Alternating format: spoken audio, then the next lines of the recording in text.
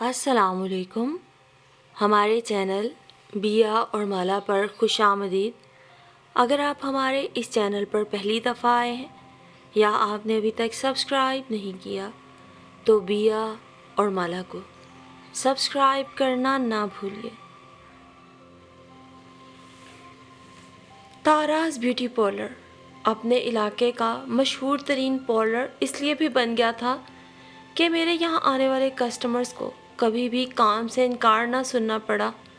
اس کی وجہ میری ایک بہت اچھی ورکر رابی تھی جو بہت ٹھنڈے میٹھے مزاج کی تھی اور آنے والی خواتین کو بہت اچھے طریقے سے ہینڈل کر لیا کرتی تھی. پہلے تو میرا یہ پارلر یوں بھی بہت اچھا چل رہا تھا، پھر یکے بعد دیگرے میرے یہاں بچوں کی ولادت کی وجہ سے میں زیادہ وقت نہ دے پا رہی تھی. 2 دن سیلون کھلا ملتا تو 4 دن بند رہتا. کبھی بچوں کے ایگزامز، کبھی بچوں کی ناساز طبیعت بہانہ بن جاتی. اگر اس سب سے مجھے رہائی مل جاتی تو نندوں میں سے کوئی نہ کوئی میرے یہاں رہنے آ جاتی.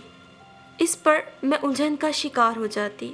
میں پروفیشنلزم کی قائل تھی. میری 3 بہنیں اور 2 بھائی تھے. میں نے اسی کاروبار سے اپنی بہنوں کی شادیاں کی تھیں، بھائیوں کو تعلیم دلوائی تھی.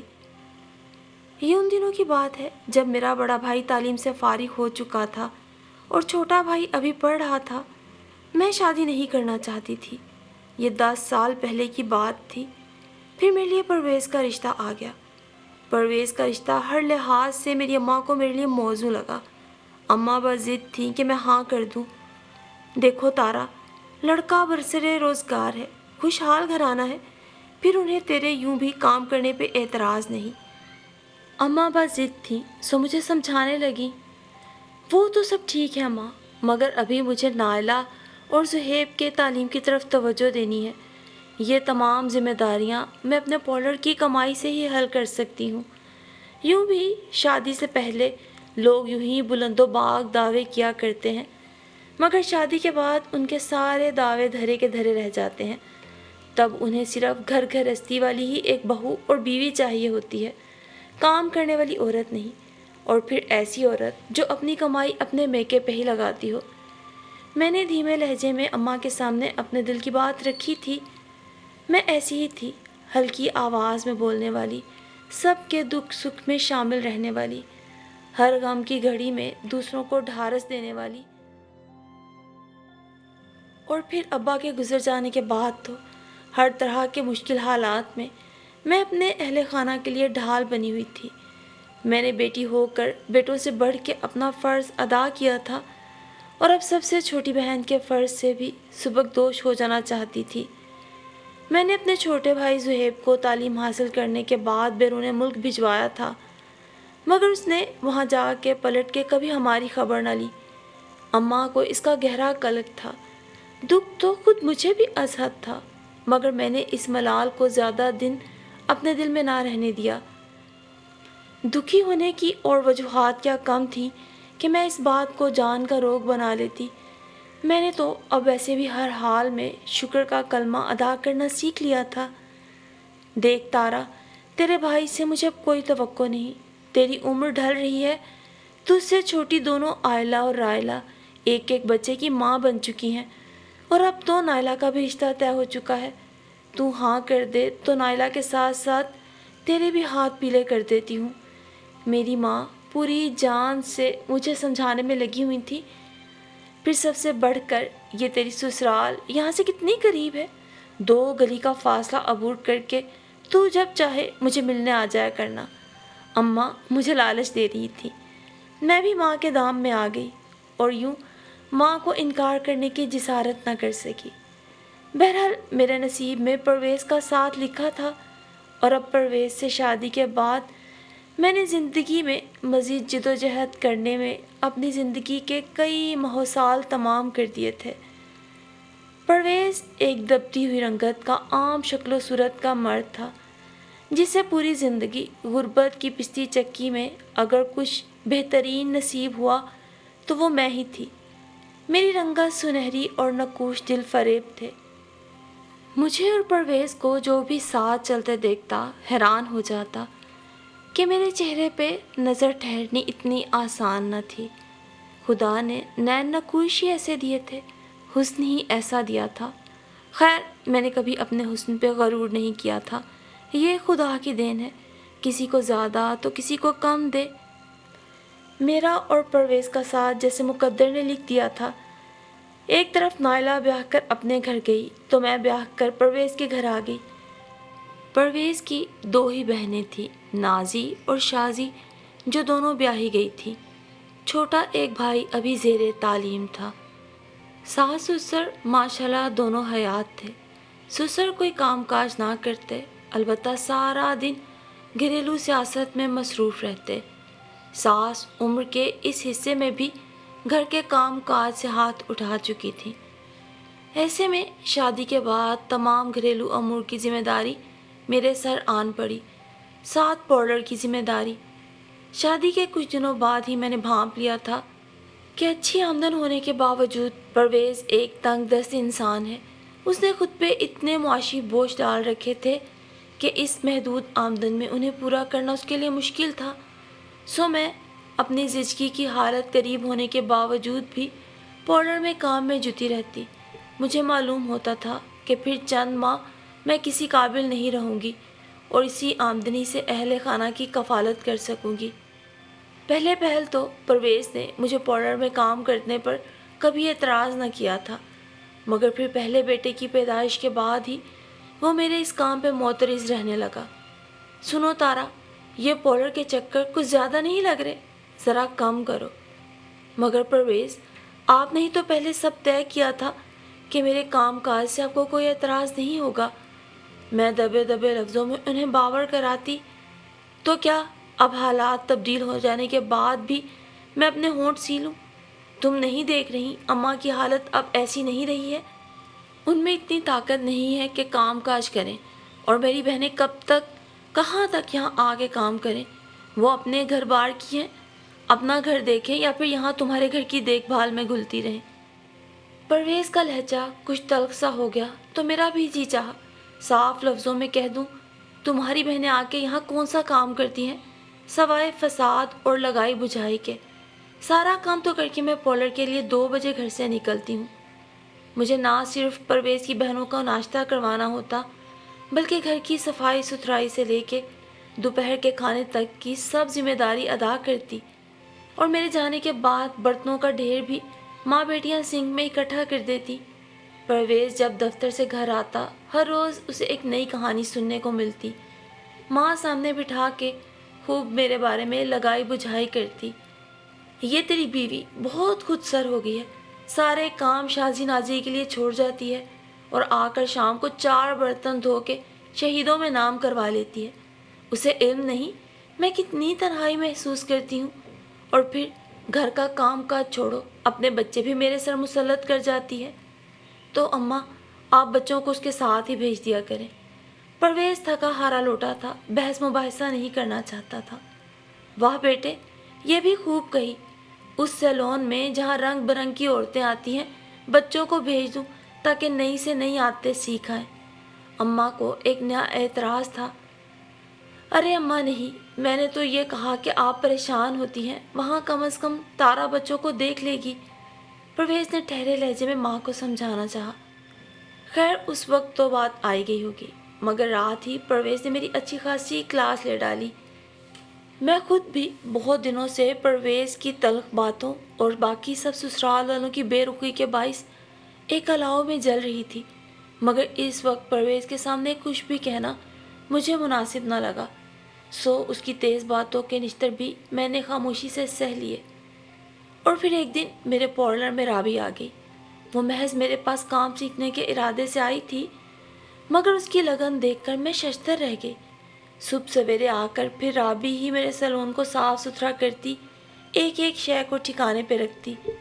غیر محسوس طریقے سے اس نے میری ساری ذمہ داری سنبھال لی، مجھے قدرے سکون ملا۔ پھر میں دوپہر کے بعد ہی پارلر کا چکر لگاتی۔ رابی کی سب سے اچھی عادت یہ تھی کہ وہ خوش اخلاق اور خوش گفتار تھی۔ وہ میرے سامنے تو اس قدر مؤدب رہتی، میں وہ عورت تھی جسے گھر میں کوئی وقت نہ دیتا، اور یہاں آ کر رابی کے میم میم کہنے سے میں بہت سرشاری محسوس کرتی۔ میں نے رابی کو تقریباً تمام اختیارات سونپ دیے، البتہ شام کو جا کر حساب کتاب خود ضرور کرتی۔ بہرحال میں نے آنکھیں نہیں بند کی تھی۔ ایک جاننے والی مخبر لڑکی کو میں نے چھوڑ دیا تھا جو اکثر کلائنٹ بن کے پارلر کا چکر لگاتی۔ وقت کے ساتھ ساتھ میں مطمئن ہو گئی، لیکن آنکھیں اور کان کھلے رکھے رابی بھی بنا ماتھے پہ بل ڈالے مجھے ایک ایک پائی کا حساب دیتی۔ کیا بات ہے، کیا سارا پارلر اس لڑکی کے نام کر دیا ہے؟ تم جاتی ہی نہیں ہو بہو؟ اب میری ساس نے ایک نیا نقطۂ اعتراض اٹھایا۔ دراصل بیٹے کے کان بھر کر وہ ایک سرشاری کی کیفیت میں مبتلا رہا کرتی تھی، پھر میرے جاتے ہی میدان صاف ہو جاتا تھا۔ بیٹیاں اور ماں مل کر سارا دن جو چاہتی کھاتی پیتی تھی، مگر اب میرے گھر میں رہنے سے بہت سے مسائل سر اٹھا رہے تھے۔ وہ لوگ اب میرے پیسوں سے مزے نہیں اڑا پاتے تھے۔ ان کے بیٹے کی آمدنی صرف اس قدر ہی تھی کہ گھریلو اخراجات پورے کر پاتے۔ بیٹے کی تنخواہ میں من چاہی خواہشات کا پورا ہونا ناممکنات میں سے تھا۔ یہ میں ہی تھی جو اپنی ساس کو بھی ماں کا درجہ دے کر اپنی کمائی کی آدھی رقم ان کے ہاتھ پہ رکھ دیا کرتی تھی، مگر اب میں دیکھ رہی تھی کہ میری اس قدر محنت کی کمائی کو وہ سب کس طرح دونوں ہاتھوں سے بے دریغ لٹا رہی تھی۔ اس دن میں پارلر نہ جا سکی۔ صفائی ستھرائی کے بعد کچن کا بکھیڑا سمیٹ کر کمرے میں آ گئی۔ میری چھوٹی نند مستقل 2 دن سے ادھر ہی قیام پذیر تھی۔ میں بھی سوچ رہی تھی کہ کچھ اچھا سا کھانا بناؤں، اور تھوڑی دیر ریسٹ کے بعد کافی دیر سے کچن میں آئی تھی۔ پلاؤ اور ساتھ ہی قورمہ بنانے کا فیصلہ کرنے کے ساتھ میں نے ان کی تیاری کا عمل شروع کر دیا۔ چاول دم پہ تھے جب ڈور بیل ہوئی۔ میں نے سوچا جا کر دیکھتی ہوں، مگر جتنی دیر میں کچن سے باہر نکلی، میں نے دیکھا باہر مین ڈور پر میری نند کھڑی پہرا دے رہی ہے۔ دروازے کی جھری سے میں نے دیکھا تو اس کے ہاتھ میں لفافوں میں کچھ سامان تھا۔ کچھ کہنے کے لیے میں نے لب کھولے ہی تھے کہ دیکھا 1000 کے 2 نوٹ اس نے باہر پیزا ڈیلیور کرنے والے لڑکے کو تھمائے، اور میری نند میری موجودگی سے بے خبر خاموشی سے اندر اپنے کمرے کی طرف چلی گئی۔ میں منجمد کھڑی رہ گئی۔ میری تو سمجھ میں نہیں آ رہا تھا کہ اس قدر کشادہ دلی سے رقم اڑانے کی ضرورت کیا تھی، مگر بولنے کی مجھ میں جسارت نہیں تھی۔ میں نے کھانا تیار کر لیا تھا اور اب ساس کے کمرے میں ان کو مطلع کرنے کی نیت سے ہی گئی تھی تاکہ فرض ادا کر کے اپنے پارلر کا چکر لگاؤں۔ اندر داخل ہوئی تو ساس اور نند آپس میں سر جوڑے گہرے راز و نیاز میں مگن تھی۔ مجھے دیکھ کر ایک دم سیدھی ہو گئی۔ کھانا تیار ہے، آپ کہیں تو لگا دوں؟ میں نے پوچھا۔ نہیں، ابھی تو کوئی خاص بھوک نہیں، ٹھہر کے کھا لیں گے، میں شازی سے کہہ دوں گی، امی نے کہا تو میں واپس پلٹ آئی۔ میں نے جلدی سے بچوں کو کھانا دیا، کچن میں جا کر برتن وغیرہ دھو کر اپنی جگہ رکھے، الٹے سیدھے بالوں میں ہاتھ پھیرتی باہر نکلی تو دھیان آیا ساس کو بتایا ہی نہیں۔ پلٹ کر ان کے کمرے میں بتانے گئی کہ ساس کی آواز کانوں میں پڑی، شازی کھانا سارا پیک کر لینا، وہاں جا کے کچن میں مت خوار ہوتی رہنا۔ میں حیرت زدہ کھڑی رہ گئی۔ اپنی بیٹی کے لیے اس قدر آسودہ حال زندگی کی خواہاں تھی وہ، میں یا میری مشقت تو انہیں دکھائی نہ دیتی تھی۔ یہ سوچ کر میں کمرے میں داخل ہوئی کہ میری نند شازی چرگے اور پیزے سے انصاف کر رہی تھی۔ مجھے دیکھتے ہی اس نے ٹرے کو کپڑے سے ڈھانپ دیا، لیکن میں دیکھ چکی تھی۔ میں سلام کر کے اور انہیں یہ بتا کے کہ میں پارلر جا رہی ہوں باہر نکل آئی، اور پھر باہر جانے کی بجائے میں سیدھی کچن کی طرف گئی۔ ایک ڈونگے میں سالن اڈیلا اور پلاؤ دیگچی سمیت ہی اٹھا کر اپنے کمرے کا رخ کیا۔ اپنے ڈریسنگ ٹیبل کے نیچے والے خانے کو کھول کر دونوں چیزیں اس میں سیٹ کی اور تالا لگا کر تیز تیز قدموں سے میں گھر سے باہر آ گئی۔ ایسا قدم میں نے بھی زندگی میں پہلی بار اٹھایا تھا، اس لیے میرا دل زور زور سے دھڑک رہا تھا۔ شام کو گھر میری واپسی قدرے تاخیر سے ہوئی اور گھر پہ غیر معمولی خاموشی سے ہی میرا دل دھک سے رہ گیا۔ میری نند جا چکی تھی شاید۔ یہ کیا حرکت کی آج تم نے؟ میری بہن یہاں سے بھوکی گئی ہے اور اماں صبح کی بھوکی پیاسی بیٹھی ہیں۔ پرویز مجھے دیکھتے ہی گرایا۔ اس کا اشتعال دید نہیں تھا۔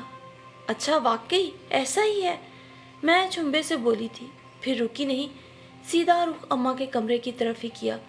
कोई ना कोई सबूत तो मुजिम भी छोड़ ही देता है। मैं भी अंधेरे में तीर चलाने की नीयत से ही उनके कमरे में आई थी। आज मेरे तेवर इस तरह के थे कि अम्मा भी बौखला सी गईं। हर रोज़ वाली मक्काराना मुस्कान उस वक्त उनके चेहरे से काफूर हो चुकी थी। मगर मैं नहीं रुकी। मैंने आगे बढ़कर अम्मा की टेबल पर कपड़े से ढकी हुई ट्रे से कपड़ा उलट दिया। चिकन के बड़े बड़े पीसेस के बाकियात वहाँ मुंह चढ़ा रहे थे। मेरे अंदाज और उस ट्रे ने परवेज़ को लाजवाब कर दिया। यही नहीं, मैंने सामने बास्केट में पड़ा हुआ पिज़्ज़े का खाली डब्बा उठाकर ऐन उसकी आंखों के सामने लहराया था। परवेज़, मैंने आज तक लब नहीं खोले, बंद आंखों से जुती रही।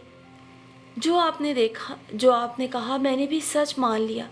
मगर आज मैं चाहती हूँ कि आप ना मेरी ना किसी और की आंखों से देखें, मगर हाँ, एक मुनसफ बनकर ज़रूर देखें। ये क्या है? क्या अम्मा भूखी प्यासी बैठी थी? क्या उनकी बेटी भूखी गई है? हरगिज़ नहीं। परवेज़ के चेहरे का रंग उड़ चुका था। अम्मा के चेहरे का रंग तेज़ी से बदल रहा था। पहले शर्मसारी और अब उसकी जगह जलाल ने ले ली थी। कल की आई बहू का इतना कहना भी उन्हें उनकी नज़रों में गिरा रहा था और इश्तियाल भी दिला रहा था। अम्मी, ये तो बहुत ही नाइंसाफ़ी वाली बात है। आज आपने मुझे शर्मिंदा करवा दिया है। परवेज़ शर्मिंदा सा बोला। हल्की सी मुस्कान ने मेरे लबों को छुआ था।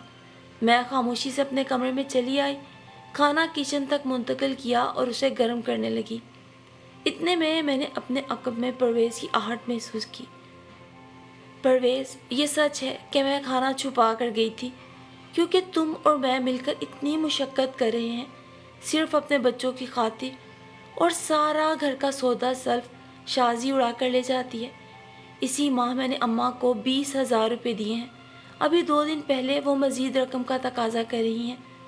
मैं जानती हूँ आप खुददार इंसान हैं, मुझसे कभी रकम नहीं मांगते, मगर मैंने कभी भी अपनी जिम्मेदारी में कोताही नहीं बरती। इस घर को मैंने अपना फ़र्ज समझ के यहाँ खर्च किया है, मगर इसका मतलब ये हरगिज़ नहीं कि मेरी कमाई हराम की कमाई है। मैंने आज जब पैदर पे इंकिशाफात किए तो परवेज़ भी हैरत के समंदर में गोताज़न हो गए। तुमने ये सब मुझे पहले क्यों नहीं बताया तारा? वो बेहद हैरान थे। मैं तो आपको अब भी नहीं बताना चाहती थी परवेज़, कुछ समझ में भी नहीं आ रहा था। मैं रिश्तों में मजबूती और खूबसूरती की ख्वाहिशमंद हूँ। मैंने ट्रे में सलीके से खाना चुना और सीधा अपने सास के कमरे का रुख किया, जहाँ मेरी सास का मिजाज बरहम था और मुझे तीखी निगाहों से वो देख रही थी, मगर रुख मोड़े बैठी थी। आप नाराज़ हैं अम्मी, मैं जानती हूँ आपको नाराज़ होना चाहिए, मगर मैंने यह सब हरगिज़ भी आपको कमतर करने के लिए नहीं किया। और आज मैं आपसे एक बात कहना चाहती हूँ। मैंने हर मर्तबा आपके हर इल्ज़ाम पर अपनी आंखें बंद रखी, सब चीज़ों को बर्दाश्त किया, शायद आज भी चुप ही रहती, मगर फिर मैं दानिस्ता चुप होकर सास का चेहरा देखने लगी, जो सवालिया नज़रों से अब मेरी तरफ देखने लगी थी। शाजी की सास कल मुझे रास्ते में मिली थी और कह रही थी, तुम्हारी सास ने शाजी की तमाम आदतें बिगाड़ दी हैं। अगर तुम लोग उसे घर बिठा कर खिलाओगे, उसके नाज नखरे उठाओगे, तो बताओ उसका दिल अपने घर या अपने शोहर के साथ कैसे लगेगा। तुम वहाँ उसे गोश्त बोटियाँ खिलाते हो, मेरे घर में कभी दाल बनती है कभी सब्ज़ी, तो वो हमारे घर के खाने को क्या तरजीह देगी? वो तो दिन रात हमें बुरा भला कहती है। इस बात पर मेरी सास बुरी तरह चौंकी थी। उसकी सास बता रही थी, शाजी अपने शोहर से बहुत ज़ुबान दराजी करती है, कई दफ़ा हमारा नाम ले लेके उसे कोसती है कि उसका भाई कैसे उसके चोंचले उठाता है, उसे अच्छा खिलाता है, अच्छा पहनाता है, और यहाँ वो मुलाजिमों वाली ज़िंदगी गुजार रही है। अम्मी, मैं इससे शाजी की तज़ील भी नहीं चाहती, लेकिन उसकी सास बता रही थी कि उनके बेटे की आमदन महदूद है और उन्हें फ़िलहाल इसी में गुजारा करना है। कुछ वक्त में उसकी तरक्की हो जाएगी तो उनके घरेलू हालात भी बदल जाएंगे, लेकिन अगर हम शाजी को शह देते रहेंगे तो जल्द ही उसका घर टूट जाएगा। अम्मी ने एकदम हैरत से और परेशानी से मेरी तरफ देखा था। अम्मी, मैं चाहती हूँ कि हम दोनों सास बहू इस सारे मामले को मामला फहमी से हल करें। ہمیں اپنے رویوں کو بدلنا ہوگا، اس لیے نہیں کہ ہم شازی نازی کو اس گھر میں آنے سے روکنا چاہتے ہیں یا ان کے لیے اس گھر کے دروازے بند ہو گئے ہیں، بلکہ اس لیے کہ وہ اپنے گھروں اور اپنے شوہروں کی ذمہ داریوں کو سمجھیں اور وہاں اپنا دل لگائیں۔ چلو مان لیا تم جو کہہ رہی ہو سچ ہے، مگر آج پرویز کے سامنے یہ سب ڈرامے بازی کرنے کی تمہاری کیا تک تھی؟ وہ ایک دم پھر سختی سے بولی، تاکہ شازی کے راستے بند ہو سکیں اور وہ جو چور راستے سے اپنا گھر تباہ کرنے کی کوشش کر رہی ہے نا، اسے پتا ہو کہ اس کا سب کچھ اب وہی گھر ہے، یہاں اس کے لیے کوئی جگہ نہیں۔ میری ساس سنبھل گئی تھی، چپ چاپ ٹرے کھسکا کر اپنے سامنے کی اور کھانا تناول کرنے لگی۔ میں مسکرائی، مجھے اندازہ ہو گیا تھا اپنی ساس کے تیور دیکھ کے ہی کہ آج میری معاملہ فہمی ان کے دل میں گھر کر گئی تھی، کیونکہ کوئی ماں اپنی بہو کے لیے کتنا بھی برا کیوں نہ سوچتی ہو، مگر اپنی بیٹی کا گھر خراب کرنا وہ ہرگز بھی نہیں چاہتی۔ اس لیے مجھے یقین تھا آج سے میری ساس بھی اپنے گھر سے نہ سہی مگر اپنی بیٹیوں کے گھر سے مخلص ہو کر ضرور سوچیں گی۔